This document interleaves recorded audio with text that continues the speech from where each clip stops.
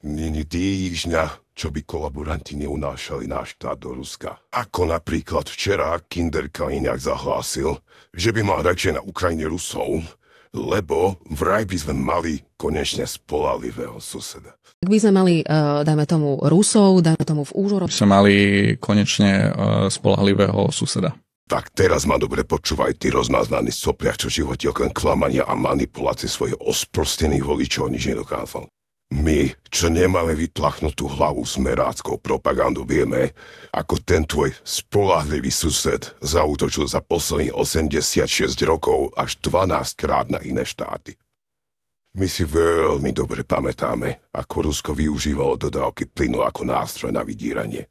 Napríklad v roku 2009, 2015 a samozrejme v roku 2021 až 2022. Čo dnes všetci vieme, prečo to tie svine robili. Vieš, to bolo v tom období, kedy Blaha písal statusy, že vojna je jeden gigantický hoax. Fico vykrikoval napríklad toto.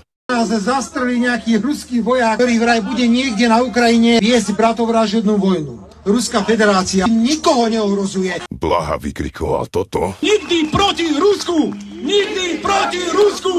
A platili ste si billboardy, na ktorých ste označili ľudí, čo schválili zmluvu z USA za vlastizradcov. Mimochodom, tá zmluva, o ktorej tvoj strýko s vidličkou v čele neskôr povedal, že zmluva zostane a Američania sú féroví. My si tiež dobre pamätáme, ako Putin v 2014 zaútočil na Ukrajinu a klamal, že to nie sú jeho vojaci, ale iba nejakí dovolenkári. Tiež si dobre pamätáme, ako v roku 2015 Rusko podpísalo Minské dohody, ktoré potom sústavne porušovali. A hlavne si pamätáme, ako v roku 1994 Rusko podpísalo Budapešťanské memorandum, kde sa Ukrajina vzdala svojich jadrových zbraní za bezpečnostné záruky, ktoré mali byť garantované okrem iného tvojím spoľahlivým Ruskom. Tak čo ty na to, Eriček? Čo na to odpovieš? No, Eriček sa už stihol vyjadriť prúseru, ktoré spôsobil. Isto si uznáš chybu, však? Však? Jasné, že nie. Neexistuje, že by takí ako ty si priznali chybu. Naopak si prišiel s reakčným videom, v ktorom šíriš nenávisť voči novinárom a progresívcom. Pritom nikto z tvojich fanúšikov ani nevie, čo to slovo znamená. A hlavne, že to nenávidia. Poďme ale teda k obsahu videa, kde spomínaš Billa Clintona, že veď sám Bill Clinton povedal, že Rusko je spoľahlivé. Čo ale už ty manipulátor nepovieš je, že to povedal ešte v roku 2013, čiže ešte pred inváziou na Krym.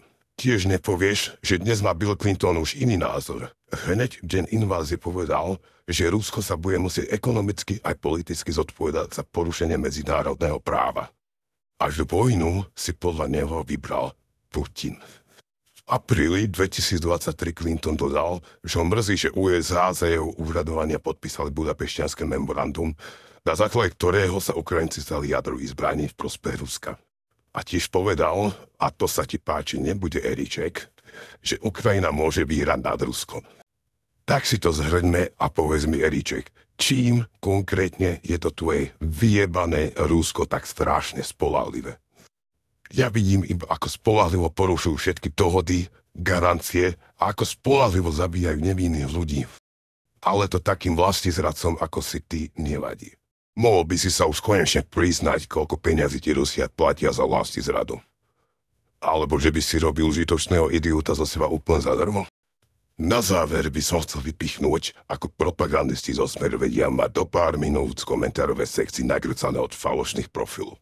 Úplne typické veci ako tu Havinko, tu Kvetinka a ešte od totálnych tupcov, ktorí si nedokážu ani nastaviť profilom fotku. Ale to už je téma na iné video, takže daj like, daj odber, daj zdieľať, aby si nič nepremeškal.